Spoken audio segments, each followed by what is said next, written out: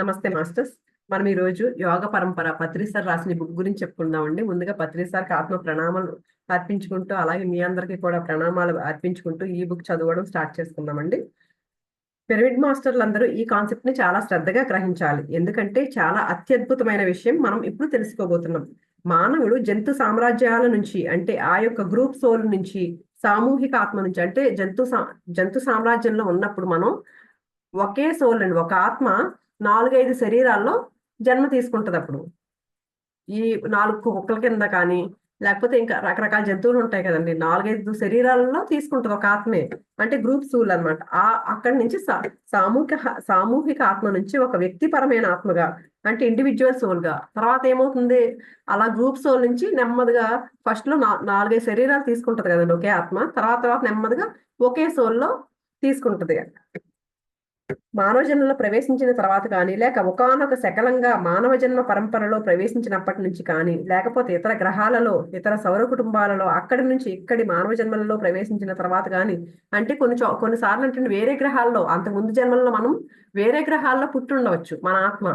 అక్కడి నుంచి, లేకపోతే ఇతర సౌర కుటుంబాల్లో కూడా పుట్టి ఉండొచ్చు మన ఆత్మ. అలాగే అక్కడి నుంచి కానీ మానవ జన్మలోకి ప్రవేశిస్తుంది ఒక ఆత్మ. ఇలాగా రకరకాల పరిస్థితుల్లోంచి, అంటే జంతు సామ్రాజ్యం నుంచి రావచ్చు, జంతువుల కింద పుట్టి మానవ జన్మలో ప్రవేశించవచ్చు, లేకపోతే ఇతర గ్రహాలు, వేరే గ్రహాల మీద పుట్టి ఇక్కడికి రావచ్చు, వేరే సౌర కుటుంబాల్లో పుట్టి అక్కడి నుంచి ఇక్కడికి రావచ్చు. ఇలా మానవ జన్మల్లోకి వస్తూ ఉంటాయి రకరకాల పరిస్థితుల్లోంచి ఈ ఆత్మలన్నీ. అలా ప్రవేశించడం మొదలు పెట్టినప్పటి నుంచి ఎన్నో జన్మలు మానవ శరీరాల్లో తీసుకుంటాయి ఆత్మలు. దీనిని ఏమంటామంటే మనం జన్మ పరంపర అంటాము. అంటే ఎన్నో రకాల జన్మలు, ఒక జన్మతో అయిపోదు కదండి మానవ జీవితం, కొన్ని వేల జన్మలు తీసుకుంటూ ఉంటాము. అందుకని దీని అంతా ఏమంటాము, జన్మ పరంపర. ఒకసారి మానవ జన్మలోకి వచ్చిన తర్వాత ఆత్మ మళ్ళీ ఇంకొక జంతు ప్రపంచంలోకి పోదు. ఎందుకంటే ఇప్పుడు 10th క్లాస్ చదివి 10th పాస్ అయిపోయామండి, ఇంటర్లోకి వచ్చాం. ఇంటర్ పాస్ అయినా ఫెయిల్ అయినా ఇంటర్ చదువుతూనే ఉంటాం, అంతేగాని మళ్ళీ 10th లోకి పంపించరు కదండి. ఎంత ఫెయిల్ అయినా సరే మళ్ళీ ఇంటర్ చదువుతాం, కానీ 10th లోకి వెళ్ళాం కదా. అలాగే ఎప్పుడైతే మనం మానవ జన్మ తీసుకున్నామో మళ్ళీ తిరిగి జంతు జన్మలోకి వెళ్ళము. కానీ కొన్ని పరిస్థితుల్లో, కొన్ని మన జీవాత్మ ప్రపంచ నియమాల బుక్ లో ఉంటది కదండి, కొన్ని అసాధారణ పరిస్థితులు, అంటే చాలా దారుణమైన నేరాలు ఘోరాలు చేసేసి అక్కడికి వెళ్ళిన తర్వాత, పైలోకాలకు వెళ్ళిన తర్వాత బాగా పశ్చాత్తాపడి నన్ను క్షమించమని వేడుకుంటే అప్పుడు కొన్ని చాలా కష్టపడే జంతువుల జన్మలు తీసుకుంటాయి. కానీ సాధారణంగా ఒకసారి మానవ జన్మలోకి వచ్చిన తర్వాత వెనక్కి వెళ్ళి జంతు జన్మలు అయితే తీసుకోము. ఎక్కడో చాలా అసాధారణంగా మాత్రం కొన్ని ప్రత్యేక పరిస్థితుల్లో మాత్రమే తీసుకుంటాయి. ఎప్పుడు very very important exceptional cases లో తప్పితే. కనుక ఈ మానవ జన్మ పరంపర అన్నది ఒక అత్యద్భుతమైన విషయం. ఈ జన్మ పరంపర చివరి స్థితుల్లోనే మానవుడు జ్ఞానవంతుడు అవుతుంటాడు. ఈ విషయమే భగవద్గీతలో శ్రీకృష్ణుడు చెప్పాడు. అంటే ఈ జన్మ పరంపర చివరి వరకు, ఫస్ట్ లో జన్మల్లో ఏమిటండి, శైశవ ఆత్మ, బాల్య ఆత్మ ఇలా ఉంటాయి కదా, అప్పుడు ఏమీ తెలియదు. చివరి స్టేజ్కి వచ్చేసరికి మాత్రమే మనం ఎలా ఉండాలి అనేది జ్ఞానం తెలుసుకుంటాడు. ఒక ఆత్మ జ్ఞానం తెలుసుకుంటుంది.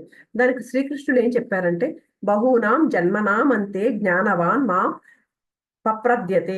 అంటే ఎన్నో జన్మల తర్వాత మానవుడు జ్ఞానవంతుడవుతాడు. అంటే నేర్చుకుని ఒక్కో జన్మలో ఒక అనుభవం తీసుకుంటూ ఉంటాం. ఒక జన్మ ఎత్తి అలా ఎన్నో జన్మలు ఎత్తిన తర్వాత అన్ని జ్ఞానం, అంటే అన్ని జన్మల యొక్క ఒక్కొక్క అనుభవం తీసుకుంటూ తీసుకుంటూ తీసుకుంటూ, చూడండి మనం చదువుతూ ఉన్నాం, 10th క్లాస్ చదివాము, ఇంటర్ చదివాము, పైకి వెళ్ళి కొద్ది క్లాసులు పెరిగే కొద్ది ఏమవుతుంది, మన నాలెడ్జ్ పెరుగుతుంది. అలాగే ఆత్మలు తీసుకునేసరికి చాలా ఎక్స్పీరియన్సెస్ ఎప్పుడైతే తీసుకుంటామో మనం ఎక్కువ జ్ఞానం తీసుకుంటాం. మొట్టమొదటి జన్మల్లో అతనికి జ్ఞానం అవసరం లేదు. చిన్నపిల్లలు బొమ్మలతో ఆడుకున్నట్లు మానవుడు తన శరీరంతో ఆడుకుంటాడు. శరీరం కోసమే జీవిస్తూ ఉంటాడు. అక్కడ తినడం, త్రాగడం, పడుకోవడం, మైథునం, పెళ్లి, పిల్లలు, మళ్ళీ వాళ్ళు చావకుండా బ్రతకాలి, వాళ్ళ కోసం పోరాడాలి. అంటే ఫస్ట్ బాల్యాత్మ, శైశవాత్మ స్టేజ్ లో ఎలా ఉంటాడు మానవుడు, ఇక తినటానికి, పడుకోవడం, తినడం, వండుకోవడం, పడుకోవడం, ఈ టైప్ లోనే ఉంటది. ఇంక వేరే ఏమి ధ్యాస ఉండదు అనమాట. చావకుండా బతకాల, బతకడం కోసమే బతుకుతూ ఉంటాడు, అంటే తినడం కోసమే బ్రతుకుతూ ఉంటాడు, వాళ్ళ కోసం పోరాడాలి. ఇలా కేవలం ఈ ఫిజికల్ ఎగ్జిస్టెన్స్ కోసమే ఎన్నో జన్మలు తీసుకుంటూ ఉంటాడు. అంటే బాల్యాత్మ, శైశవాత్మ స్టేజ్ లో ఇంకెంతసేపు అదే అనమాట, ఇంక వేరే ఏమి ఉండదు. తిన్నామా, తినడానికి సంపాదించుకున్నామా, పడుకున్నామా, ఆ సంపాదన కూడా అక్కర్లేదని అన్నట్టు ఉంటాడు అనమాట ఫస్ట్ జన్మల్లో. భౌతిక జన్మని మళ్ళీ కోరుకుంటూ ఉంటాడు, మళ్ళీ మళ్ళీ అనేక చోట్ల పుడుతూ ఉంటాడు. ఇంకా అక్కడ ఏం నేర్చుకోడు కదా, అందుకని చెప్పేసి మళ్ళీ మళ్ళీ పుడుతూనే ఉంటాడు. ఇలాగ ఒక 50, 100, 150, 200 ఎన్నో జన్మలు అయిపోయాయి అనుకుందాం. ఆ తర్వాత తాను కేవలం ఇడ్లీ సాంబారు తినడానికి, లేకపోతే కోడిని తినడానికో, మేకని తినడానికో, రొయ్యలు తినడానికో పుట్టలేదు. మరి నేను ప్రజల్లో గుర్తింపు పొందాలి, నేను ఒక రారాజు కావాలి, నేను అందరిలో ప్రథముడిగా కావాలి, నా తర్వాతే అందరూ ఉండాలి, అందరూ నా కాళ్ళకే మొక్కాలి, పక్క వాళ్ళ కాళ్ళకి ఎవరికి మొక్కకూడదని చెప్పేసి అధికార వాంఛలు వస్తాయి. ఫస్ట్ కొన్ని జన్మల్లో ఎలా ఉంటాడు, ఇక తినడం కోసమే అన్నట్టు ఉంటాడు. తర్వాత కొన్ని జన్మలు అయిన తర్వాత, కొన్ని 100, 200 అలా కొన్ని జన్మలు అయిన తర్వాత, అప్పుడు అలా ఇలా కాదు ఏంటి ఇలా గడిపేస్తున్నానని చెప్పేసి ఒక రాజులా ఉండాలి, అందరిలోనూ గొప్పవాడిగా ఉండాలని అనుకుంటూ ఉంటాడు. దీనినే మనం రజోగుణం అంటాము. ఫస్ట్ ఏంటి, తిని పడుకునే తమో గుణం అది. తర్వాత రజోగుణంలోకి వస్తాడనమాట, నేను ఏదైనా అందరిలోనూ సాధించాలి అన్నట్టు, నేను గొప్పవాడిగా ఉండాలి అని. పిరమిడ్ మాస్టర్లంతా దీనిని బాగా అర్థం చేసుకోవాలి. ఒక 100 జన్మల్లో తమో గుణంగా ఉంటాం, మరొక 100 జన్మల్లో రజోగుణంగా ఉంటాం. 100 జన్మలు అనేది ఊరికే సింబాలిక్ గా, అందరికీ ఇలాగే 100 జన్మలు పట్టకపోవచ్చండి. కొంతమందికి ఒక జన్మలోనే అంతా నేర్చేసుకుని తమో గుణం నుంచి రజోగుణంలోకి మారిపోవచ్చు అంట కూడానండి. కొంతమంది ఏమవుతారంటేనంటండి, బాల్యాత్మ స్టేజ్లో కూడా వాళ్ళు చాలా మెచ్యూర్డ్ గా ఉంటారంట. అందుకని చెప్పేసి అందరికీ ఇలా అవ్వాలని లేదు, కానీ ఊరికే చెప్తున్నారు అనమాట సార్. ఏంటంటే సింబాలిక్ గా తెలియడం కోసం, మనకు తెలియడం కోసం ఊరికే సుమారుగా చెప్తున్నారు. ఒక 100 జన్మల్లో తమో గుణంగా ఉంటాం, తర్వాత 100 జన్మల్లో రజోగుణంగా ఉంటాం. 100 జన్మలు అనేది సింబాలిక్ గా చెప్పబడుతోంది. అయితే ఎక్కడ ఇది ప్రత్యేకంగా ఉండదు. ఒక్కొక్క మనిషి ఒక్కొక్క గుణంతో కొన్ని వందల జన్మలు తీసుకుంటూ ఉంటాడు. అందులో ఎన్ని జన్మలు ఏ ఏ గుణానికి కేటాయించాడు అన్నది ఆ ఆత్మ యొక్క ఇచ్ఛా స్వేచ్ఛల మీద ఆధారపడి ఉంటుంది. ఒక్కొక్కరికి అందరికి ఒకేలాగా ఉండదండి. అంటే మనం ప్రవర్తించి, మనం జ్ఞానం తీసుకున్న తీరును బట్టి ఆ జన్మలు ఎన్ని జన్మలు తీసుకున్నాడో అనేది మారిపోతూ ఉంటుంది. ఈ విధంగా రజోగుణ పరంపరలో కొన్ని జన్మలు వెళ్ళిపోయిన తర్వాత అప్పుడు సాత్వికమైన గుణం అంటే నేనేం చేయాలి, జీవితంలో ఎలా జీవించాలి, ఆనందంగా ఉండాలంటే ఏం చేయాలి అని ఆలోచించడం ప్రారంభిస్తాడు. ఇంకా సాత్విక గుణం వచ్చేసరికి ఇలా ఆలోచిస్తాడనమాట. ఈ తమో గుణంలోనూ రజోగుణంలోనూ ఎన్నో కష్టాలు కూడా అనుభవిస్తూ ఉంటాడు, ఎన్నో నష్టాలు కూడా అనుభవిస్తూ ఉంటాడు, ఎన్నో బాధలు అనుభవిస్తూ ఉంటాడు. అలా అనుభవించి అనుభవించి ఈ సాత్విక గుణ పరంపరలోకి వచ్చిన తర్వాత ఇక బాధలు అనుభవించకూడదంటే నేనేం చేయాలి ఇప్పుడు అని జ్ఞానం అనేది మెల్లగా అంకురిస్తుంది. ఎప్పుడు తమో గుణంలో రజోగుణంలో ఎప్పుడు బాధలతోనే కష్టాలతో ఏవో బతుకుతూ ఉంటాడండి, అహంకారంతో అలా బతుకుతూ ఉంటాడు. అప్పుడు బాధపడతా ఉంటాడు కానీ పట్టించుకోడు. కానీ సాత్విక గుణం వచ్చేసరికి ఎందుకు ఈ బాధలన్నీ ఎందుకు వస్తున్నాయి, నేను ఈ బాధలన్నింటి బయటపడాలంటే ఏం చేయాలి అని ఆలోచన మొదలవుతుంది. అక్కడి నుంచి మొదలవుతుంది ప్రతి మనిషికి యోగ పరంపర. ఈ బుక్ పేరు అదే కదండి. యోగ పరంపర ఎప్పుడు స్టార్ట్ అవుతుంది మనకి, సాత్విక గుణంలోకి వచ్చిన తర్వాత ఒక ఆలోచన, ఏంటి నేను ఇందులోంచి ఎలా ఉండాలి, నేను ఎలా జీవించాలి అనే ఆలోచన ఎప్పుడైతే వస్తుందో అప్పుడు యోగ పరంపర అనేది స్టార్ట్ అవుతుంది. కనుక మనం ఇప్పుడు ఈ యోగ పరంపర గురించి తెలుసుకుంటున్నాం. విశేషంగా యోగ పరంపర రాకముందు కర్మ పరంపరలో మరి భోగలాలసత కొన్ని జన్మలు, అధికార లాలసత మరికొన్ని జన్మలు అయిపోయిన తర్వాత ఈ సత్య లాలసత, సత్యం అంటే ఏమిటి అనే అన్వేషణతో ఈ యోగ పరంపర మొదలవుతుంది. సత్యం తెలుసుకోవాలంటే యోగం చేయాలి, సత్యం తెలుసుకోవాలంటే సత్యంలో జీవించాలి. కనుక ఈ యోగ పరంపరను మనం విశేషంగా తెలుసుకుందాం. ఈ యోగ పరంపరలో మనకు సాధారణంగా 4 యోగాలు ఉన్నాయి. అవి ఏంటంటే కర్మయోగము, భక్తి యోగము, జ్ఞాన యోగము, రాజయోగం అని 4 యోగాలు ఉన్నాయి. యోగ పరంపర స్టార్ట్ చేశారు. అదేంటి, కర్మయోగం, భక్తి యోగము, జ్ఞాన యోగము, రాజయోగము. సాధారణంగా అందరికీ తెలుసు ఇవన్నీ. అయితే సాధారణమైన విజ్ఞానం ఎల్లవేళ నిజమైన విజ్ఞానం కాదు. అంటే ఎప్పుడు సాధారణమైన విజ్ఞానం అసలైన విజ్ఞానం కాదు, ఆత్మ విద్యే అసలైన విద్య మనకు తెలుస్తుంది. ఎందుకంటే భక్తి యోగం అన్నది అసలు లేనే లేదు. కృష్ణుడి విగ్రహాన్ని పూజించడం, జీసస్ క్రైస్ట్ చిత్రపటాన్ని పూజించడం అనేది భక్తి యోగంగా చలామణి అవుతుంది. కానీ అది ఒకానొక భక్తి మూర్ఖతా విశేషమే, కానీ భక్తి యోగం మటుకు ఎంత మాత్రం కాజాలదు. వాస్తవానికి చెప్పుకోవాలంటే భక్తి యోగం అన్నది లేనే లేదు. స్వస్వరూపానుసంధానం భక్తి రీత్యా విధీయతే అని చెప్పబడింది. అంటే స్వస్వరూపంతో అనుసంధానం చేసుకోవడమే భక్తి యోగం అన్నారు. అంటే మనం చూడండి, భక్తి యోగం అంటే ఏంటి, మేము భక్తిలో ఉన్నాం అంటూ ఉంటారని ఆ విగ్రహాలకే మొక్కుతూ విగ్రహాలతోనే పూజిస్తూ ఇలాగే ఉంటారు కదండి. ఇది కాదు భక్తి యోగం అంటే. అసలు ఏంటి, మన స్వస్వరూపంతో మనతో మనం అనుసంధానం అవ్వడమే భక్తి యోగం అని చెప్తున్నారండి. కనుక ఇక్కడ అది ఇంకొక వ్యక్తికి సంబంధించింది కాదు. మన స్వస్వరూపం ఏమిటో ముందుగా తెలుసుకుని దానితో ఏకమై ఉండడమే భక్తి అని చెప్పబడింది. భగవద్గీతలో కృష్ణుడే చెప్పారు అది. కనుక ప్రజలు సామాన్యంగా అనుకునే ఆ భక్తి యోగం అనేది లేనే లేదు అని చెప్పేసి పిరమిడ్ ధ్యాన ప్రపంచానికంతా తెలుసు. సృష్టిలోని యోగులందరికీ తెలుసు. అయితే మానవులకు మాత్రం తెలియదు. చెప్పవలసిన బాధ్యత పిరమిడ్ మాస్టర్లందరికీ ఉంది. కనుక ఈ 4 యోగాల్లో భక్తి యోగం అన్నది తీసేస్తే ఇక మిగిలేవి కర్మయోగం, జ్ఞానయోగం, రాజయోగం. ఇక భక్తి యోగం లేదు కాబట్టి ఇక దాన్ని తీసేసి ఈ 3 గురించి చెప్తున్నారండి. ఈ 3 యోగాల గురించి ఇక్కడ మనం విస్తారంగా తెలుసుకుందాం. కర్మయోగం అనేది 2 రకాలుగా విభజింపబడింది. అంటే 3 ఉన్నాయండి యోగాలు. ఫస్ట్ కర్మయోగం, జ్ఞానయోగం, తర్వాత రాజయోగం. ఫస్ట్ కర్మయోగంలో ఫస్ట్ పార్ట్, సెకండ్ పార్ట్. అలాగే జ్ఞానయోగం కూడా 2 పార్ట్లుగా వచ్చినాయి. ఒకటేంటి జ్ఞానయోగం 1, జ్ఞానయోగం 2. కనుక ఇప్పుడు ఈ అన్ని అంశాల గురించి తెలుసుకుంటాం మనం. ఈ యోగాలన్నీ ఎలాంటి క్రమంలో వస్తాయంటే, ఈ యొక్క యోగ పరంపరలో అంటే మానవ జన్మ పరంపరలో మొట్టమొదటిగా కర్మయోగం మొదటి భాగం వస్తుంది. అంటే కర్మయోగంలో 2 పార్ట్లు గుర్తుపెట్టుకోండి, మళ్ళీ కన్ఫ్యూజ్ అవ్వద్దు. కర్మయోగంలో 2 పార్ట్లు ఉంటాయి, జ్ఞానయోగంలో 2 పార్ట్లు ఉంటాయి. ఫస్ట్ ఏమవుతుంది, కర్మయోగంలో ఫస్ట్ పార్ట్ అయిన తర్వాత అంటే జ్ఞానయోగం స్టార్ట్ అయిపోతుంది. సెకండ్ పార్ట్ తర్వాత వస్తుంది అనమాట. అందుకని ఫస్ట్ ఇప్పుడు ఏం చెప్తున్నారు, కర్మయోగంలో మొదటి భాగం. అవి ఏంటంటే మొదటి భాగం కొన్ని జన్మలు, తర్వాత జ్ఞానయోగం మొదటి భాగం కొన్ని జన్మలు. ఫస్ట్ కర్మయోగంతో కొన్ని జన్మలు అయిపోతాయండి, తర్వాత జ్ఞానయోగంతో కొన్ని జన్మలు వస్తాయి. ఇంకా కొన్ని జన్మల్లో జ్ఞానయోగం 2వ పార్ట్ వస్తుంది, తర్వాత చివరి కర్మయోగం సెకండ్ పార్ట్ వస్తుందండి. ఈ కర్మయోగం ఫస్ట్ సెకండ్ పార్ట్ మధ్యలో జ్ఞానయోగం 2 పార్ట్లు అయిపోతాయి అనమాట. అందుకని కర్మయోగం 2వ భాగానికి ఉదాహరణగా తీసుకోవాలంటే గౌతమ బుద్ధుడు, జీసస్ క్రైస్ట్ లాంటి వాళ్ళు అన్నమాట. ఆ లెవెల్కి ఎప్పుడైతే మనం వెళ్తామో అప్పుడు మనం మన జన్మ చివరి జన్మలో ఉన్నది అని మనం తెలుసుకోవచ్చు. వాళ్ళు చివరి జన్మ స్థితిలో ఉన్నవాళ్ళు కనుకనే ప్రపంచం అంతట్లో కూడా జగద్గురువులుగా వారు భాషించారు. అక్కడ దాకా వెళ్ళాలంటే ఆ శిఖర ఆగ్రహానికి వెళ్ళలేం కదా. కనుక మై డియర్ పిరమిడ్ మాస్టర్స్, ఇక్కడ మనం యోగ పరంపర అనే కాన్సెప్ట్ అత్యద్భుతంగా తెలుసుకుంటున్నాం. ఇప్పుడు కర్మయోగం ఫస్ట్ పార్ట్ గురించి చెప్తున్నారు. యోగ పరంపరలో మనం మొట్టమొదటిగా కర్మయోగం మొదటి భాగం నుంచి తెలుసుకుందాం. మొదటి భాగంలో 4 స్టేజ్లు ఉన్నాయి. వీటిని మనం stage A, B, C, D కింద చెప్తున్నారండి. ఏంటి, ఫస్ట్ కర్మయోగం ఫస్ట్ పార్ట్ చెప్తున్నారు. అందులో 4 పార్ట్లు ఉన్నాయి. ఏంటి, ఫస్ట్ స్టేజ్ ఏ ఏంటంటే చెడు చెయ్యవద్దు. స్టేజ్ ఏ గురించి చెప్పాలంటే, అయ్యా నువ్వు ఎవరికి మంచి చేయలేకపోతే చేయలేకపోయావు, చెడు మటుకు చేయొద్దు నాయనా, ఏ ప్రాణిని హింసించొద్దు నాయనా.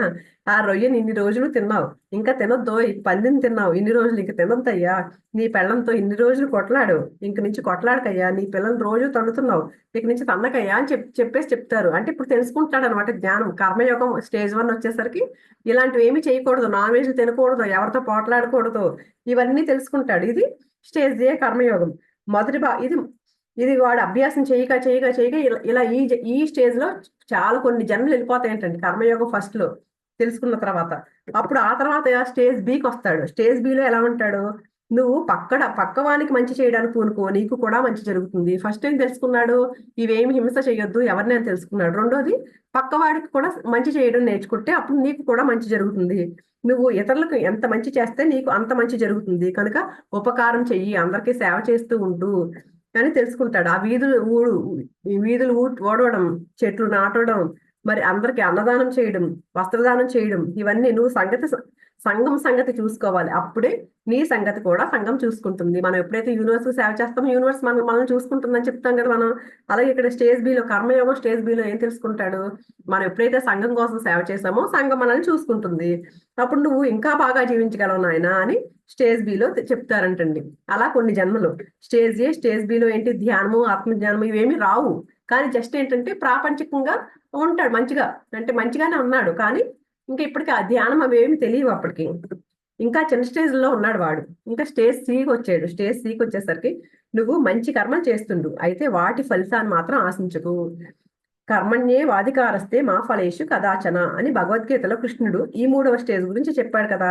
అలా కొన్ని జన్మలు అయిపోయిన తర్వాత కర్మ ఫలాలు వచ్చి తీరుతాయి. నువ్వు ఎలాంటి కర్మ చేస్తావో అలాంటి కర్మ ఫలాలు వచ్చి తీరుతాయి. జీసస్ క్రైస్ట్ కూడా చెప్పాడు, as you so you reap. నువ్వు ఎలాంటి విత్తును విత్తుతావో అలాంటి చెట్టునే పొందుతావు. కనుక నువ్వు వేప విత్తును విత్తి మర్రి చెట్టు వస్తుందేమో అని భయపడాల్సిన అవసరమే లేదు, వేప చెట్టే వస్తుంది. కనుక నువ్వు అందరికీ మంచి చెప్తే, నీకు చేస్తే అందరూ నీకు మంచి చేసే తీరుతారు. దాని గురించి అనవసరమైన ఆలోచనలతో మళ్ళీ నీ సమయాన్ని ఎంత మాత్రం వృధా చేసుకోవద్దు, నీ శక్తిని ఎంత మాత్రం వ్యర్థం చేసుకోవద్దు. కనుక కర్మ ఫలితాన్ని ఆశించవద్దు నాయన. కర్మ చేయడంలోనే నీ యొక్క జీవితాన్ని నిమగ్నం చెయ్యి, మంచి శుభకర్మలు చేయడంలోనే. కనుక ఇది స్టేజ్ సిలో ఏం తెలుసుకుంటాడు, కర్మ చేస్తే కర్మ ఫలితం ఏదైతే చేస్తామో ఆ కర్మే వస్తుంది. అందుకని కానీ కర్మ ఫలితాన్ని ఆశించవద్దు అనేది తెలుసుకుంటాడు అన్నట్టు. ఇక కర్మయోగం మొదటి స్టేజ్ లో డీకి వస్తాడు. తర్వాత డీకి వచ్చేసరికి నువ్వు కర్తృత్వ భావన లేకుండా కర్మ చేయి నాయన, నేను అనేది లేకుండా కర్మలు చెయ్యి అని చెప్తారు. ఏంటి, ఇంకా నేను చేస్తున్నాను, ఇదేదో నేనేదో పని చేశాను, నేను చేశాను అనుకుంటూ ఉంటాం కదా. ఆ భావన కూడా లేకుండా కర్మలు చెయ్యి అని చెప్తారు. ఇది చాలా కష్టం. నిజానికి కర్మయోగం రెండవ భాగంలో ఉన్న వాళ్ళే చేయగలరు ఇలాంటి పని. అంటే బాగా పై స్టేజ్ లో ఉన్న వాళ్ళే చేయగలరు కదండి. లేకపోతే మనం ఏమైనా పని చేసామనుకోండి, నేను ఆ రోజు అది చేశాను ఇది చేశాను, నేను నిజంగా మంచిగా ఉన్నా కూడా చాలా మంది దీనిలో చాలా కష్టం ఇది చేయాలంటే. ఇది బాగా పై స్టేజ్ లో ఉన్న వాళ్ళే చేయగలుగుతారు.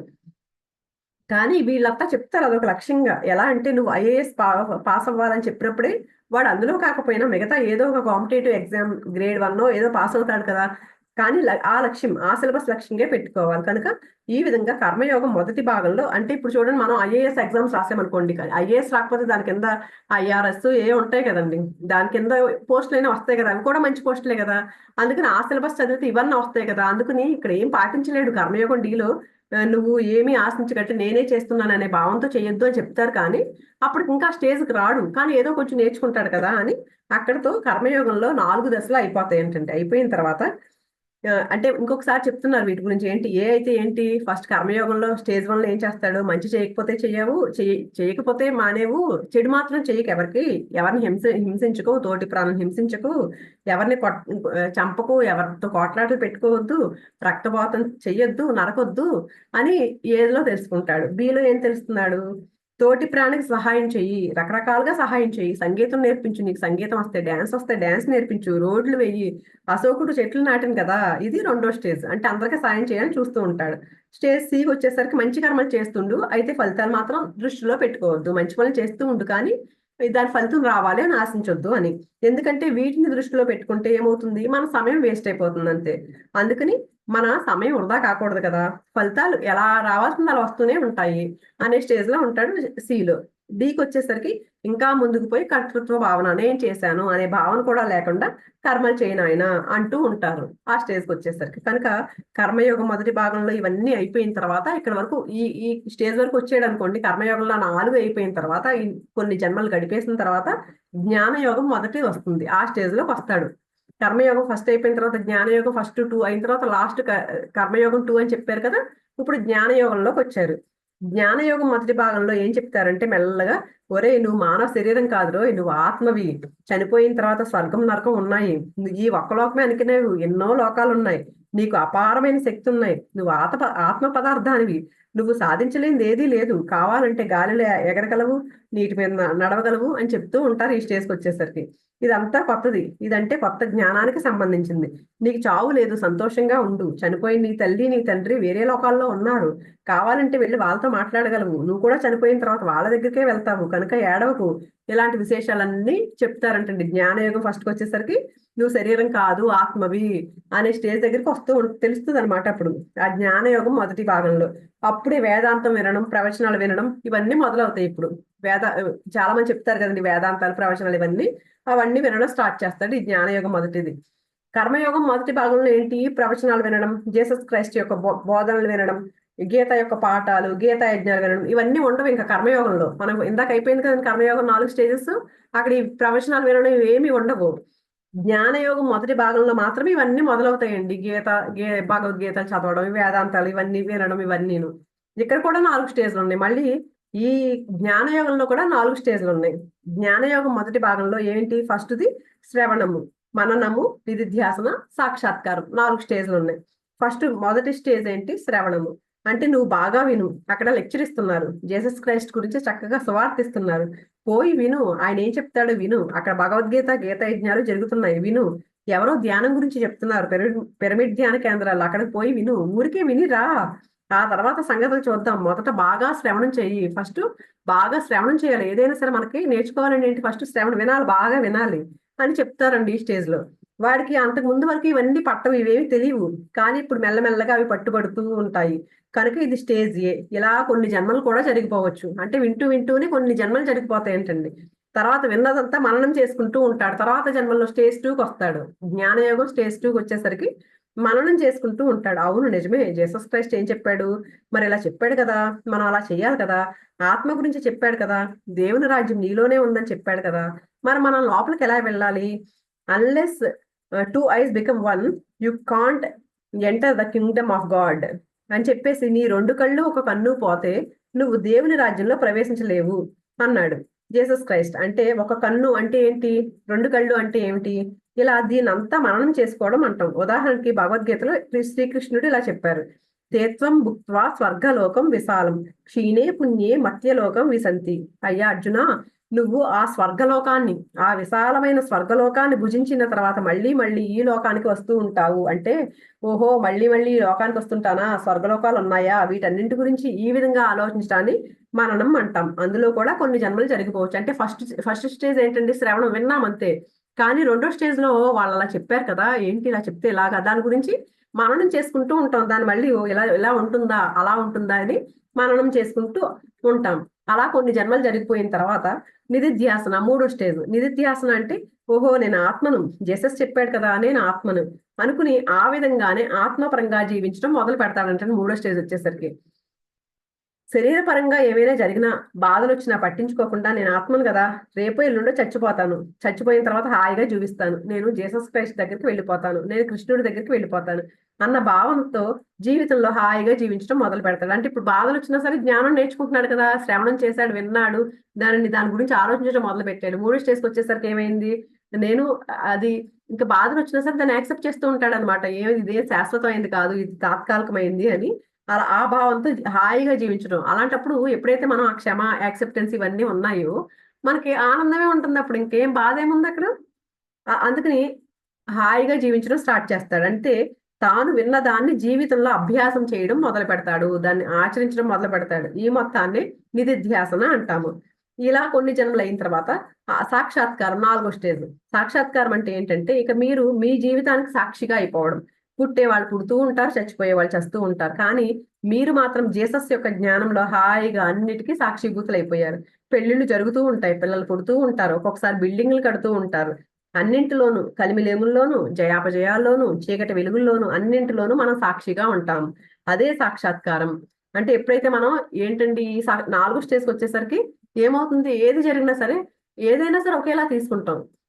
ఆ స్టేజ్కి వస్తాం. ఇది జ్ఞానయోగం మొదటి భాగం యొక్క పరాకాష్ట. చివరికి వచ్చేసరికి, జ్ఞానయోగం చివరికి వచ్చేసరికి ఈ స్టేజ్ వచ్చేస్తుంది అనమాట. దేన్నైనా ఏదైనా సరే సాక్షిగా, ఓకే ఇలా డిజైన్ చేసుకొచ్చిన ఇలా జరిగింది అని సాక్షిగా చూస్తూ ఉంటాము. ఇవన్నీ కూడా జ్ఞానయోగం మొదటి భాగంలో వస్తాయి. కర్మయోగం మొదటి భాగం గురించి తెలుసుకున్నాం, 4 స్టేజ్లు. ఆ తర్వాత జ్ఞానయోగం మొదటి భాగంలో కూడా 4 స్టేజ్లు తీసుకున్నాం. ఒక్కొక్క స్టేజ్ లో కొన్ని జన్మలు తీసుకోవచ్చు, లేకపోతే ఒకటే జన్మలో పూర్తి చేసుకోవచ్చు. అంటే చూడండి, ఇప్పుడు కొన్ని జన్మలు తీసేసుకోక్కర్లేదు. కొంతమంది ఏం చేస్తారంటే ఒకే జన్మలో ఇవన్నీ నేర్చేసుకుంటారంటండి. కర్మయోగం ఫస్ట్ నుంచి అన్ని నేర్చుకుని తర్వాత జ్ఞానయోగంలోకి వచ్చి ఆ 4 ఒకే స్టేజ్ లో ఒకే జన్మలో నేర్చేసుకోవచ్చు అంట. అన్ని స్టేజ్లు కూడా ఇది వాళ్ళ వాళ్ళ శక్తియుక్తుల మీద ఆధారపడి ఉంటుంది. కనుక మళ్ళీ ఇంకోసారి తెలుసుకుందాం. జ్ఞానయోగం మొదటి భాగంలో ఏమేమి ఉన్నాయి, శ్రవణము, మననము, నిధిధ్యాసన, ఆత్మ సాక్షాత్కారం. నిర్వికారంగా ఉన్న స్టేజ్ లాస్ట్ది ఏంటి, సాక్షాత్కారం అంటే అన్నిటికంటే నిర్వికారంగా ఉన్న స్టేజ్, అన్నిటికీ సాక్షిభూతంగా ఉన్న స్టేజ్. విలియం షేక్స్పియర్ ఇలా అన్నారు, all the world is a stage, we are all mere actors, we struck and fume, do our part and then depart. కనుక ఓహో నేను భర్తగా ఉన్నాను, భర్తగా నటించాలి, అంతేకాని నిజమైన భర్త నేను కాదు, నిజమైన భార్య నేను కాదు, నిజమైన తల్లి నేను కాదు, నిజమైన తండ్రి నేను కాదు అని అప్పుడు తెలుసుకుంటాడు. ఎప్పుడైతే ఇవంతా జ్ఞానమంతా తెలుసుకున్నాడో ఎందుకు ఆ పాత్రలో లీనమైపోవడప్పుడు, ఓ ఇది ఊరికి యాక్షన్ చేయడానికి వచ్చాను, నేను ఇక్కడికి భూమి మీదకి నటించడానికి వచ్చాను అంతే, ఈ పాత్రలో ఉన్నాను నేను, ఈ పాత్రను ఎంత బాగా పండిస్తున్నానో నా పాత్ర కోసం నేను పాటుపడాలి అంతే అనేది తెలుసుకుంటాడు. శంకరాచార్యులు వారు చెప్పారు కదా భజగోవిందంలో, కస్త్వం కోహం కుత ఆయాత కామే జనని కోమే తాత, ఇది పరిభావయ సర్వం అసారం విశ్వం త్యక్వా స్వప్న విచారం. అయ్యా ఎవరు నువ్వు, ఎవరు నేను, ఎవరు నా తల్లి, ఎవరు నా తండ్రి, ఈ విధంగా ఇదంతా కూడా ఒక డ్రీమ్ లాంటిది, ఒక కళ లాంటిది. కనుక దీనిని డ్రీమ్ లాగే తీసుకో, స్వప్నంగానే తీసుకో అని చెప్పేసి శంకరాచార్యులు వారు చెప్పారు. ఇదంతా కూడాను అంటే ఆ విధమైన స్టేజ్ కలిగి ఉండడం అనేది సాక్షాత్కారం పొంది ఉండడం అన్నమాట. అంటే ఏది జరిగినా మన జీవితంలో ఎలాంటి సంఘటన జరిగినా, ఎలాంటి బాధలు, ఎలాంటి కష్టాలు వచ్చినా కూడా ఇదంతా నేను యాక్ట్ చేయడానికి వచ్చాను అంతే, ఒక రోల్ తీసుకుని వచ్చాను నేను ఈ భూమి మీదకి, నాటకం ఆడడానికి. అది ఆ ప్లే చేస్తున్నాను అంతే. ఆ రోల్ ని, ఏ రోల్ అయితే నేను తీసుకొచ్చానో దాన్ని ఇక్కడ ప్లే చేస్తున్నాను అనేది తెలుసుకుంటే అది సాక్షాత్కారం పొంది ఉన్న స్టేజ్ అది. సాక్షిగా మన ఆకారం అయిపోయి అన్నిటికీ విట్నెస్ గా మన ధర్మాల మటుకు మనం నిర్వర్తిస్తూ మన నాటక రంగంలో మనం సరైన పాత్ర పోషిస్తూ మిగతా అంతటికీ కూడాను సాక్షిగా విట్నెస్ గా అలా ఉండడం అన్నమాట సాక్షాత్కారం అంటే. తర్వాత ధ్యాన యోగం, ఇలా కొన్ని జన్మలు అయిపోయిన తర్వాత అప్పుడు ధ్యాన యోగం వస్తుంది. అదే రాజయోగం. ఇలా ఈ జ్ఞాన యోగం అయిపోయిన తర్వాత అండి ధ్యాన యోగం వస్తుంది. ఈ జ్ఞాన యోగం అయిన తర్వాత అప్పుడు జీసస్ క్రైస్ట్ నేను చూడాలి. ఇన్ని రోజులు బైబిల్ విన్నాను, ప్రవచనాలు విన్నాను, ఇంకా జీసస్ క్రైస్ట్ తో స్వయంగా మాట్లాడాలి. ఇప్పటివరకు ఏంటి విన్నారు అంతే, కానీ ఇప్పుడు ఏంటి నేను చూడాలి, నేను అదైనా మాట్లాడాలి అని ఆయన ఏ లోకంలో ఉన్నా సరే ఆ లోకానికి వెళ్ళి మాట్లాడాలి. నేను ఇక గౌతమ బుద్ధునితో మాట్లాడాలి అనే తపన మొదలవుతుంది. ఎక్కడికి వచ్చిన తర్వాత అంటే ధ్యాన యోగంకి వచ్చిన తర్వాత, జ్ఞానయోగం కర్మయోగం ఫస్ట్ పార్ట్, జ్ఞానయోగం ఫస్ట్ పూర్తయిన తర్వాత జ్ఞానయోగంలోకి వచ్చాం. ధ్యానయోగం దీన్నే రాజయోగం అంటారు. అప్పుడు వాళ్ళ దగ్గరికి వెళ్ళి మాట్లాడాలి, మహాత్ముల దగ్గరికి వెళ్ళి మాట్లాడాలని తపన మొదలవుతుందంటండి ఈ స్టేజ్ లో. కఠోపనిషత్తులో నచికేతుడు చనిపోయిన తర్వాత అసలు మనిషి ఏమవుతాడో నేను స్వయంగా తెలుసుకోవాలని పూనుకున్నాడు 11 ఏళ్ల వయసులోనే. అక్కడి నుంచి రాజయోగం మొదలవుతుంది. రాజయోగం అంటే కింగ్ ఆఫ్ ద యోగాస్, అంటే కర్మయోగం కన్నా జ్ఞానయోగం కన్నా ధ్యానయోగం అన్నది కింగ్ ఆఫ్ ది యోగాస్ అన్నమాట. వాడు ఇంకా ఈ నీతి ప్రవచనాలు వినడు, ఇప్పటి వరకు వింటూ ఉన్నాడు ఆ జ్ఞానయోగంలో వీటిలో, కానీ ఇక్కడికి వచ్చేసరికి బైబిల్ క్లాస్ కి వెళ్ళడు. తాను ఇంక 2 కళ్ళు మూసుకుని శ్వాస మీద ధ్యాస ఉంచుతాడు. ధ్యానంలో ప్రవేశిస్తాడు. తన చిత్త వృత్తులను నిరోధించుకుంటాడు. తన 3వ కన్నును తెరుచుకుంటాడు. శరీరంలోంచి బయటికి వస్తాడు. నేను సూక్ష్మ శరీరాన్ని అని తెలుసుకుంటాడు. బయటకు వచ్చినప్పుడే కదండి తెలుస్తుంది నేను శరీరం కాదు ఆత్మ అన్నది. అనుభవపూర్వకంగా తెలుసుకోవాలంటే ఈ శరీరంలోంచి పైకి వెళ్ళి ఎంతో మంది చూసుకుంటున్నారు అనుభవాలు. అప్పుడు క్లియర్ గా తెలుస్తుంది నేను శరీరం కాదు ఆత్మ అనేదాన్ని. నేను సూక్ష్మ శరీరాన్ని అని తెలుసుకుంటాడు. తాను స్వయంగా అన్ని లోకాలు తిరిగి వస్తుంటాడు. అంటే జీసస్ క్రైస్ట్ ఏ ధ్యానం చేశాడో, గౌతమ బుద్ధుడు ఏ ధ్యానం చేశాడో, వర్ధమాన మహావీరుడు ఏ ధ్యానం చేశాడో తాను కూడా ఆ ధ్యానం మొదలు పెడతాడు. ఇది ధ్యాన యోగం. చూసారా, జన్మ కర్మ పరంపరలో చివరి దశలోనే యోగ పరంపర వస్తుంది. యోగ పరంపరలో ముందుగా కర్మయోగం పార్ట్ 1 మొదలవుతుంది. ఇది మొదటి స్టేజ్. తర్వాత 2వ స్టేజ్ లో జ్ఞానయోగం ఒకటి, ఆ తర్వాత 3వ స్టేజ్ ధ్యాన యోగం. పిరమిడ్ స్పిరిచువల్ సొసైటీ మాస్టర్లు అందరూ కూడాను అందరికీ ధ్యానం నేర్పిస్తున్నారు. అంటే వాళ్ళ యోగ పరంపర మొదలయ్యేది ఈ ధ్యాన యోగం నుంచే అన్నమాట. నువ్వు ఎలాంటి స్థితిలో ఉన్నా, పరమ పాపివైనా, పరమ నికృష్టుడివైనా, సామాన్యుడివైనా, పండితుడివైనా కళ్ళు 2 మూసుకోబోయ్, ఇంకా ధ్యానం చెయ్యబోయ్. రోజుకి 24 గంటల్లో అరగంటో గంటో మొత్తానికి కళ్ళు 2 మూసుకో. కర్మల్లో మునగకు, గీతా ప్రవచనాలకు వెళ్ళకు. నీ ఇంట్లో నువ్వు కూర్చో. కాళ్ళు 2 కట్టేసుకో, చేతులు 2 కట్టేసుకో, నోరు కట్టేసుకో, కళ్ళు 2 కట్టేసుకో. నీ మైండ్ను ఖాళీ చేసి చిత్త వృత్తులను నిరోధించు అన్నమాట. యోగ చిత్తవృత్తి నిరోధ అన్నారు పతంజలి. అంటే ధ్యాన యోగం మొదలు పెట్టు. జీసస్ క్రైస్ట్ చెప్పారు కదా నీ లోపల ఉంది అని చెప్పి ఇంకా లోపలికి పోవాలి. మనం ఆయన చెప్పింది చేయాలి కదా. The Kingdom of God is with in అన్నప్పుడు మనం ఇంకా లోపలికి పోవాలి. దీని పేరే ధ్యాన యోగం అథవా రాజయోగం. మనం బస్ కండక్టర్ అయి ఉండొచ్చు, కానీ ఇంటికి వచ్చిన తర్వాత మరి ధ్యాన యోగి కావాలి. మనం బయట ఎమ్మెల్యే కావచ్చు, కానీ ఇంటికి వచ్చి మళ్ళీ ధ్యాన యోగి కావాలి. లేకపోతే మనం ప్రధానమంత్రి కావచ్చు, కానీ ఇంటికి వచ్చి మళ్ళీ ధ్యానం చేయాలి. స్కూల్ టీచర్ కావచ్చు, ధ్యానం చేయాలి. జీసస్ క్రైస్ట్ చెప్పింది చేయడం అంటే ఇదే. The Kingdom of God is with in, so travel with in. నీ లోపలికి నువ్వు పో అన్నారు జీసస్. అయితే ఎలా పోతాం? నీ కళ్ళు 2 మూసేసుకోవాలి, నోరు మూసుకోవాలి, చేతులు 2 కట్టుకోవాలి, కాళ్ళు 2 కట్టేసుకోవాలి. ఏదో ఒక మంచి ఆసనం చూసుకుని గోడకు జారగిలబడో, చెట్టుకు జారగిలబడో, మరి గదిని చీకటి చేసుకును, రాత్రిపూటో పగలో ఎప్పుడు వీలైతే అప్పుడు ఇక 2 కళ్ళు మూసుకోవాలి. ఎవరి వయసు ఎంత ఉందో అన్ని నిమిషాలు కనీస ధ్యాన సాధన మొదలు పెట్టాలి. అంటే 5 ఏళ్ల పిల్లలు 5 నిమిషాలు, 10 ఏళ్ల పిల్లలు 10 నిమిషాలు, 20 ఏళ్ల వాళ్ళు 20 నిమిషాలు, 30 ఏళ్ల వాళ్ళు 30 నిమిషాలు, 50 ఏళ్ల వాళ్ళు 50 నిమిషాలు, 70 ఏళ్ల వాళ్ళు 70 నిమిషాలు. రోజు మనం శరీరానికి స్నానం ఎలా పోస్తామో ఆత్మకు కూడా స్నానం పోయాలి కదా. అంతే కదండి, శరీరం శుభ్రం చేసుకోవడానికి ప్రతిరోజు స్నానం చేస్తున్నాం. మరి ఆత్మ, మన మనసును శుభ్రం చేసుకోవాలి, మన ఆత్మ శుభ్రం చేసుకోవాలంటే ధ్యానం చేయాలి. స్నానం చేయకపోతే శరీరానికి ఎంత కంపుగా ఉంటుంది. కనుక ఆత్మకు స్నానం పోయటమే, ఆత్మను బాత్రూమ్ లో కూర్చోబెట్టడమే ధ్యానంలో కూర్చోబెట్టడం.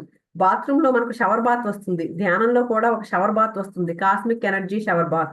ధ్యానంలో ఏమవుతుందంటే మన మైండ్ కామ్ అయిపోతుంది, ఖాళీ అయిపోతుంది. ఎప్పుడైతే మనం మన శ్వాసను గమనించామో, శ్వాసను కుంభించకూడదు, శ్వాస మీద ధ్యాస పెట్టాలి. అలా అలా శ్వాస మీద ధ్యాస పెడుతూ ఉంటే మన మనసు నిర్మానుష్యం అయిపోతుంది. అపారమైన విశ్వశక్తి మన లోపల ప్రవహిస్తూ ఉంటుంది, కాస్మిక్ ఎనర్జీ. దీనినే శివుడి 2వ భార్య అంటే గంగాదేవి అన్నాం. చూసారా, శివుడి జుట్టు నుంచి పై నుంచి గంగ ప్రవహిస్తూ ఉంటుందంటే శివుడు క్రింద ధ్యాన స్థితిలో ఉంటాడు. పైనుంచి కాస్మిక్ ఎనర్జీ షవర్ బాత్ వస్తూ ఉంటుంది, లోపల చేరుతూ ఉంటుంది. ఇదే ధ్యాన యోగం. చూడండి, మనకి శివుడు కనిపిస్తాడు కదండి, ఎంత బాగా చెప్పారు. శివుడు పైన గంగ గంగ ఉంటది కదండి, ఆయన ఎప్పుడు ధ్యాన ముద్రలో ఉన్నాడు. అందుకే ఆయనకి ఎప్పుడు ఆ విశ్వశక్తి అనేది ప్రవహిస్తూ ఉందన్నమాట. అదే ధ్యాన యోగం. అపారమైన విశ్వమయ ప్రాణ చైతన్యాన్ని, ప్రాణశక్తిని మన లోపలికి తీసుకుంటూ ఉండడమే ధ్యాన యోగం. అప్పుడు ఏమవుతుంది? దివ్య చక్షువు తెరుచుకుంటుంది. ఎప్పుడైతే ఆ ధ్యానం చేసి విస్తారంగా ప్రాణశక్తిని తీసుకుంటామో మనకి థర్డ్ ఐ తెరుచుకుంటుంది. దీన్నే జీసస్ క్రైస్ట్ అన్నారు, unless thine two eyes become one, you can't enter the Kingdom of God. నీ చర్మచక్షువులు రెండు ఏకమైపోయి ఒకానొక దివ్య చక్షువు కాలేకపోతే నువ్వు దేవుని రాజ్యంలో ప్రవేశించలేవు నాయనా అని. అంటే దివ్య చక్షువు ఉత్తేజితం అన్నమాట. దీన్నే మూడో కన్ను, థర్డ్ ఐ అంటారు. లోక్సాంగ్ రాంపా రాసిన థర్డ్ ఐ పుస్తకం చదవండి, అక్కడ థర్డ్ ఐ గురించి కొంచెం తెలుస్తుంది. యోగులందరూ కూడాను ఋషులుగా మారినప్పుడు వాళ్ళకి ఒక మూడో కన్ను వస్తుంది. మూడో కన్నుతో చూడడాన్ని సీయింగ్ అంటాం. ద్రష్ట అంటే చూసేవాడు ఋషి. కనుక ఈ ధ్యాన యోగం యొక్క పరాకాష్ఠలో మనిషి యోగి అయిపోయిన తర్వాత, అంటే ధ్యాని యోగి అయిపోయిన తర్వాత యోగి ఋషి అయిపోతాడు. ఒక యోగి ఋషి అయినప్పుడు అది ధ్యాన యోగం యొక్క పరాకాష్ఠ. ప్రతి మనిషి కూడా ఒక ఋషి కావాలి. ఋషిగా కాకపోతే మళ్ళీ మళ్ళీ పుడుతూనే ఉంటాం. జీసస్ క్రైస్ట్ ఒక మహారుషి అయ్యాడు, బ్రహ్మర్షి అయ్యాడు. వశిష్ఠుడు బ్రహ్మర్షి అయ్యాడు. మరి మనం వాళ్ళు కొంగు పట్టుకుని వేలాడాలా, లేక వాళ్ళలాగా మనం కూడా తయారు కావాలా? వాళ్ళలాగా తయారు కావాలంటే మనం కూడా యోగులం కావాలి, మనం కూడా ఋషులం కావాలి. పిరమిడ్ మాస్టర్లు అందరూ ఋషులే. వాళ్ళు ఎన్నో గంటలు గంటలు గంటలు ధ్యానం చేసి తమ మూడవ కన్నుని ప్రతిష్ఠించుకున్న వారే, మూడో కన్నుని తెరిపించుకున్న వారే. మరొక ఋషి వచ్చి మన మూడవ కన్ను తెరవడు, మనమే కష్టపడాలి. డబ్బు సంపాదించుకోవడం ఎలానో మరి దివ్య చక్షు సంపాదించుకోవడంలో కూడా అలానే కష్టపడి సంపాదించుకోవాలి. గంటలు గంటలు ధ్యానం చేస్తే దివ్య చక్షును సంపాదించుకుంటాం. గంటలు గంటలు వ్యాపారం చేస్తే డబ్బు వస్తుంది. గంటలు గంటలు సంగీత సాధన చేస్తే సంగీతం వస్తుంది. అప్పుడు మనం కూడా త్యాగరాజనం అవుతాం. అప్పుడు భీమ్సేన్ జోషిలా అవుతాం. బిస్మిల్లా ఖాన్లా కావాలంటే మరి గంటలు గంటలు సంగీత సాధన చేయాలి కదా. అలాగే గంటలు గంటలు ధ్యానం చేస్తే ఋషి అవుతాం. మూడో కన్ను తెరుచుకుంటుంది. మూడో కన్ను తెరుచుకున్నప్పుడు మన ధ్యాన యోగం పూర్తయిందన్నమాట. అక్కడి నుండి జ్ఞాన యోగం రెండవ భాగం మొదలవుతుంది. మళ్ళీ మనం ఈ విషయాలు తెలుసుకుందాం. ఇంతవరకు కర్మయోగం మొదటి భాగం, జ్ఞానయోగం మొదటి భాగం గురించి తెలుసుకుని ధ్యాన యోగంలోకి వచ్చాము. మనం ధ్యాన యోగం అన్న విషయంలో ఉన్నాం, గుర్తుంచుకోండి. దీని పేరు రాజయోగం, ద కింగ్ ఆఫ్ యోగాస్. ఈ ధ్యాన యోగం అంటే రాజయోగంలో మళ్ళీ 4 అంశాలు ఉన్నాయని తెలుసుకోండి. కర్మయోగం మొదటి భాగంలో 4 అంశాలు ఎలా ఉన్నాయో, జ్ఞానయోగం మొదటి భాగంలో 4 అంశాలు ఎలా ఉన్నాయో, ఈ ధ్యాన యోగంలో కూడా 4 అంశాలు ఉన్నాయి. ఫస్ట్ మనం 2 చెప్పుకున్నాం కదండి, కర్మయోగం జ్ఞానయోగం రెండు అయినాయి కదా. ఇప్పుడు ధ్యాన యోగంలోకి వచ్చాం కదా, ఇందులో కూడా 4 స్టేజెస్ ఉన్నాయండి. ఈ స్టేజ్ లో ఫస్ట్ ఏంటంటే, స్టేజ్ ఏ ఏంటంటే శ్వాస మీద ధ్యాస. ఈ స్టేజ్ లో ప్రతిరోజు కళ్ళు 2 మూసుకుని శ్వాస మీద ధ్యాస పెడుతూ ఉండాలి. దీనినే మనం సుఖమయ ప్రాణాయామం, కుంభకరహితమైన కేవల పూరక రేచకాత్మకమైన సుఖమయమైన ప్రాణాయామం అంటాం. మనకి ఇష్టం వచ్చిన ఆసనంలో మనం కూర్చోవాలి. కుర్చీలో కూర్చోవచ్చు, కింద కూర్చోవచ్చు, సోఫాలో కూర్చోవచ్చు, గోడకి జారగిలపడి కూర్చోవచ్చు. 1 minute అండి.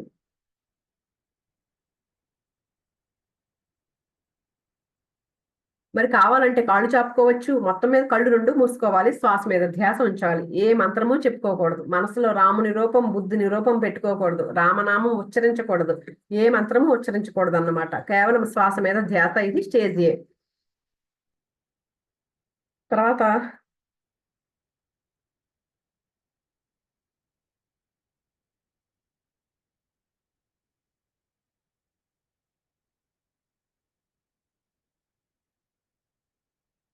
సారీ అండి, ఇది స్టేజ్ ఏ. తర్వాత రెండవది స్టేజ్ బి. అది మనసు యొక్క ఆలోచన రహిత స్థితి. ఎప్పుడైతే మనం ధ్యానం చేస్తూ కూర్చున్నామో, అలా కూర్చున్నప్పుడు అది అలవాటు అయిపోతూ కొన్ని రోజులకి మైండ్ ఖాళీ అయిపోతుంది. చేయగా సాధన చేయగా, ఇందాక చెప్పారు చూసారండి, గంటలు గంటలు సంగీత సాధన చేస్తేనే వాడు సంగీత సాధకుడు అయ్యాడు కదా. అలాగా మనం కూడా గంటలు గంటలు చేసినప్పుడు ఆలోచన రహిత స్థితి, అది అలవాటు అయిపోతూ కొన్ని రోజులకి మైండ్ ఖాళీ అయిపోతుంది. కళ్ళు 2 మోసుకోగానే శ్వాస మీద ధ్యాస పెట్టగానే మనసులో ఏ ఆలోచనలు ఉండవు. అదే స్టేజ్ బి. తర్వాత మూడవది స్టేజ్ సి. అది నాడీ మండల శుద్ధి. ఇలా కొన్ని రోజులు స్టేజ్ బిలో చెప్పిన విధంగానే మైండ్ శూన్యం అయిన తర్వాత మనలోకి అపారమైన ప్రాణశక్తి రావడం మనం గమనిస్తాం. పైనుంచి మన లోపలికి ఏదో ప్రవహిస్తున్నట్లు, ఈ శరీరం అంతా శుభ్రం చేస్తున్నట్లు, నాడీ మండలం అంతా శుద్ధి చేస్తున్నట్లు మనకు అనుభవానికి వస్తుంటాయి. రకరకాలుగా తిరిగిపోతూ ఉంటాం. లోపల వేడి వస్తుంటుంది, చలి వస్తుంటుంది. వీటన్నింటిని నాడీ మండల శుద్ధి అంటాము. లేకపోతే ప్రాణశక్తి ఆవాహనం అంటాము. కాస్మిక్ ఎనర్జీ ఇంటేక్ అంటాము. అలా ధ్యాన యోగంలోకి స్టేజ్ ఏలో శ్వాస మీద ధ్యాసలో కొన్ని రోజులు గడుపుతాము. స్టేజ్ బిలో ఆ యొక్క మైండ్ ఎంప్టీనెస్, ఆలోచన రహిత స్థితిలో కొన్ని రోజులు ఉంటాము. స్టేజ్ సిలో అపారమైన ప్రాణశక్తి మన లోపలికి వస్తూ ఉంటుంది. ఇందులో చాలా నొప్పులు, బాధలు ఇవన్నీ ఉంటాయి. డెలివరీ నొప్పులు లాగా ఉంటాయి ఇవి. మరి ఈ డెలివరీ నొప్పులు అయితేనేగా డెలివరీ అయ్యేది. డెలివరీ నొప్పులు రాకుండా ఎక్కడైనా శిశువు బయటకు వస్తాడా? కనుక ఈ డెలివరీ నొప్పులు మంచి శుభానికి సూచకం. పిల్లవాడు పుట్టబోతున్నాడు, ఇక బయటికి రాబోతున్నాడు అనే దానికి సూచిక ఆ డెలివరీ నొప్పులు అన్నవి. అలాగే ధ్యానంలో ఎన్నో నొప్పులు రాగానే వాటిని శుభ సూచకంగా తీసుకోవాలి. ఆ నొప్పులు రాగానే ధ్యానం ఆపేస్తే మళ్ళీ ఎక్కడున్న గొంగళి అక్కడే ఉంటుంది. 4వది స్టేజ్ డి. అదే దివ్య చక్షువు యొక్క ఆవిర్భావం. అంటే ఇక్కడ ధ్యానంలో నొప్పులు వచ్చినప్పుడు మనందరికి తెలుసండి, ఆయన మనకి ఆ నొప్పులతోనే మన లోపల ఉన్న అన్ని బ్లాక్స్ అన్ని క్లియర్ అవుతూ ఉంటాయి. అందుకే మనకి నొప్పులు వస్తూ ఉంటాయి. అందుకని నొప్పి వస్తుంది కదా అని ధ్యానాన్ని ఆపేయకూడదు. 4వది స్టేజ్ డి. అదే దివ్య చక్షువు యొక్క ఆవిర్భావం. స్టేజ్ సిలో కలిగే నొప్పులను, బాధలను భరిస్తూ ముందుకు పోతూ ఉంటే అప్పుడు మన గర్భం నుంచి శిశువు బయటకు వచ్చినట్టు మన 3వ కన్ను ఒకటి ఉదయిస్తుంది. మన ఫాల భాగాన రకరకాల ప్రదేశాలు, విచిత్రాలు చూడడం మొదలు పెడతాం. కొండలు, కోనలు, లోయలు చూడడం మొదలు పెడతాం. దీనిని దివ్య చక్షువు యొక్క ఆవిర్భావం అంటాం. ఇది స్టేజ్ డి. చూసారా, అలా కూర్చోగా రకరకాల చెట్లు, కొండలు, కోనలు, లోయలు, జలపాతాలు, సముద్రాలు, ప్రకృతి అద్భుతమైన దృశ్యాలు, ఎప్పుడూ చూడని సూక్ష్మ ప్రకృతి మనకి మన పాల భాగాన కనపడుతూ ఉంటుంది. ఈ 2 కళ్ళు ఒకటి కాకపోతే నువ్వు దేవుని రాజ్యంలో ప్రవేశించలేవు అన్నారు జీసస్ క్రైస్ట్. దాని పేరే దివ్య చక్షువు. అదే స్టేజ్ డి అన్నమాట. ధ్యాన యోగంలో ఎప్పుడైతే స్టేజ్ డి వచ్చిందో మీ ధ్యాన యోగం సఫలీకృతం అయిందనమాట. ఎప్పుడైతే థర్డ్ ఐ తెరుచుకుంటుందో అప్పుడే మన స్టేజ్ డి కంప్లీట్ అయిపోయినట్టండి. కనుక మళ్ళీ గుర్తుంచుకోండి, ధ్యాన యోగంలో శ్వాస మీద ధ్యాస పెట్టడం, తర్వాత మనసు నిర్మానుష్యం అయిపోవడం స్టేజ్ బి, ప్రాణశక్తి తీసుకుంటూ నాడీ మండల శుద్ధి జరగడం అనేది స్టేజ్ సి, తర్వాత దివ్య చక్షు ఆవిర్భావం అనేది స్టేజ్ డి. ఏ దివ్య చక్షువునైతే కృష్ణుడు సంజయుడికి ఇచ్చి అక్కడి నుండి మహాభారత యుద్ధాన్ని చూడమని చెప్పాడో, ధృతరాష్ట్రుడికి రన్నింగ్ కామెంటరీ ఇప్పించాడో ఆ థర్డ్ ఐ అనమాట. చూడండి, ధృతరాష్ట్రుడు ఆయనకి గుడ్డివాడు చూడలేరు కదండి. ఆయన సంజయుడు ఆ యుద్ధం జరుగుతున్నప్పుడు ఏం జరుగుతుందో అంతా చెప్పేవాడు. ఎలా చెప్పాడంటే ఆయన థర్డ్ ఐతో చూసి. అలాగే ఏ థర్డ్ ఐ ద్వారా నోస్ట్రడామస్ రాబోయే సెంచరీస్ లో, రాబోయే శతాబ్దాల్లో ఏమేం జరుగుతాయో చూసి చెప్పాడో ఆ దివ్య చక్షు అన్నమాట. ఏ దివ్య చక్షు ద్వారా వాల్మీకి రాముడు పుట్టక ముందే రామాయణం అంతా చూసి తను వ్రాసాడో ఆ దివ్య చక్షు అన్నమాట. ఏ దివ్య చక్షువు ద్వారా అయితే గౌతమ బుద్ధుడు తన జన్మలన్నీ తాను చూసుకున్నానని చెప్పాడో ఆ దివ్య చక్షువు అన్నమాట. భగవద్గీతలో కృష్ణుడు ఇలా చెప్పారు, బహూని మే వ్యతీతాని జన్మాని తవ చార్జున తాన్యహం వేద సర్వాణి నత్వం వేత్త పరంతప. అంటే అర్జున, నువ్వు నేను ఎన్నో జన్మలెత్తాం, నేను నా జన్మలన్నీ తెలుసుకుని ఉన్నవాడిని, అయితే నీకు ఏమీ తెలియదు అని. ఇతను తన జన్మలు ఎలా చూసుకున్నాడా? ఆ దివ్య చక్షు ద్వారానే. గౌతమ బుద్ధుడు కానీ, కృష్ణుడు కానీ, ఎవరైనా కానీ ధ్యానం చేస్తేనే దివ్య చక్షుని సంపాదించుకుంటారు. అలాగే బస్ కండక్టర్ కానీ, ఇంట్లో గృహిణి కానీ, చిన్నపిల్లవాడు కానీ, ఆడ కానీ, మగ కానీ, అమెరికాలో కానీ, ఆఫ్ఘనిస్తాన్లో కానీ, ఇండియాలో కానీ, ఎక్కడైనా కానీ, ఎవరైనా కానీ 2 కళ్ళు మూసుకుని శ్వాస మీద ధ్యాస పెడితే వాళ్ళు ఎలాంటి పాపాలు చేసిన వాళ్ళైనా దానికి దీంతో సంబంధమే లేదు. ధ్యానానికి గతంతో సంబంధం లేదు, వర్తమానంతోనే సంబంధం. అందరూ దివ్య చక్షు సంపాదించుకుంటారు. కావలసినదల్లా మరి కాస్త సాధనతో పనులు సమకూరు ధరలోన అన్నారు కదా. కనుక మనం అభ్యాసం చేయాలి. ఎలాగైతే వ్యాపారంలో అభ్యాసం అన్నది ఉన్నదో, మరి సంగీత సాధన అన్నది ఎలా ఉందో అలాగే ధ్యాన సాధన. కనుక పిరమిడ్ మాస్టర్లు అందరూ ప్రపంచం మొత్తానికి ధ్యాన సాధనను ప్రసాదిస్తున్నారు. ప్రపంచం మొత్తం చేత ధ్యాన సాధన చేయిస్తున్నారు. ఎన్నో లక్షల మందికి ఈ దివ్య చక్షు ఉత్తేజితం అయింది. ఆంధ్ర రాష్ట్రంలో మరి ఇతర రాష్ట్రాలలో, భారతదేశంలో ఈ విధంగా ధ్యాన యోగంలో కూడాను 4 స్టేజెస్ ఉన్నాయి. మళ్ళీ వెనక్కి వెళ్తే కర్మయోగంలోని మొదటి భాగంలో 4 స్టేజెస్ ఉన్నాయి. జ్ఞాన యోగంలో మొదటి భాగంలో శ్రవణం, ఊరికే ప్రబోధాలు, ప్రవచనాలు వింటాం. మననం, నిధిధ్యాసన మరియు సాక్షాత్కారం అనే 4 స్టేజెస్ ఉన్నాయి. కానీ అవన్నీ అయిపోయిన తర్వాత మనం స్వయంగా ధ్యానం మొదలు పెడతాం. బయటి ప్రపంచంతో మనకి నిమిత్తం లేకుండా అంతర్ ప్రపంచంలో ఉంటాం. ఇప్పుడు జ్ఞానయోగం 2. ఇలా కొన్ని జన్మలు జరిగిపోయిన తర్వాత దివ్య చక్షు పరిపక్వం అయిపోయిన తర్వాత జ్ఞానయోగం 2వ భాగంలో ప్రవేశిస్తాం. అంటే ఏమిటి? దివ్య చక్షుతో మనం జీసస్ క్రైస్ట్ స్వయంగా కలుస్తాము, కృష్ణుడిని స్వయంగా కలుస్తాము. నేను స్వయంగా వీళ్ళందరినీ కలిశాను. పత్రి సార్ చెప్తున్నారండి, నేను నా జన్మలన్నీ తెలుసుకున్నాను. నా ధ్యాన పరంపరలో, నా యోగ పరంపరలో నా యొక్క దివ్య చక్షువు యొక్క ఎన్నో విశేషాలను నేను తెలుసుకున్నాను. అలాగే మీరు తెలుసుకుంటారు.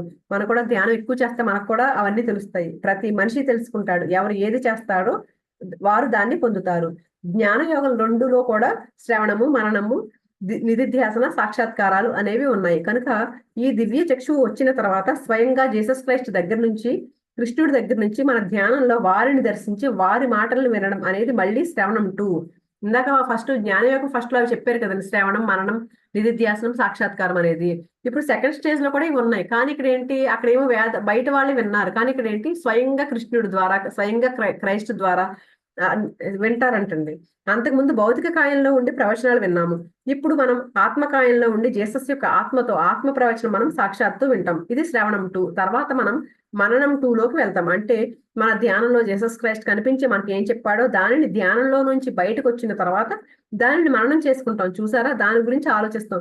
ఓహో, నిన్న ధ్యానం చేశాను, జీసస్ క్రైస్ట్ వచ్చాడే, నాకు ఇలా ఇలా చెప్పాడే, కరెక్ట్ కదా, నేను ఇలా చేయడం లేదు కదా, నేను ఊరూరా తిరగడం లేదు కదా, ధ్యానం అందరికీ చేయమని చెప్పాలి కదా, ఎందుకు చెప్పడం లేదు నేను, మరి చెప్పాలి కదా, భయపడ్డానా, భయపడకూడదు, భయపడకుండా నిర్భయంగా చెప్పు అన్నాడు జీసస్ క్రైస్ట్ నిన్న రాత్రి కలలోకి వచ్చి, నిన్న రాత్రి ధ్యానంలోకి వచ్చి.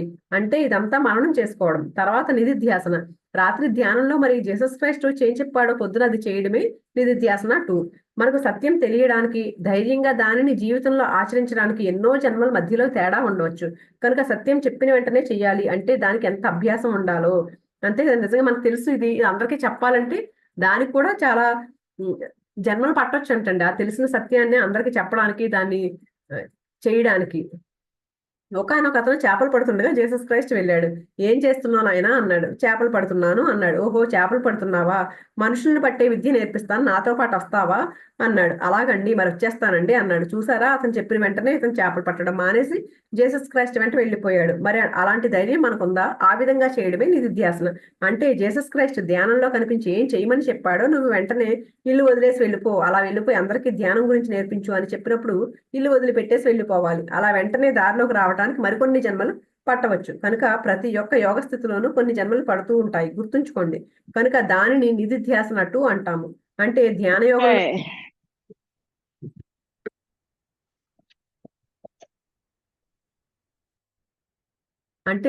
యోగంలో మన దివ్య చక్షు తెరుచుకున్న తర్వాత అనేక మంది పరమ గురువులు మనకు ధ్యానంలో దర్శనం ఇవ్వడం మొదలుపెట్టిన తర్వాత వాళ్ళ మాటలు వినడం శ్రవణం, వాళ్ళ మాటలను మననం చేయడం 2వ స్టేజ్.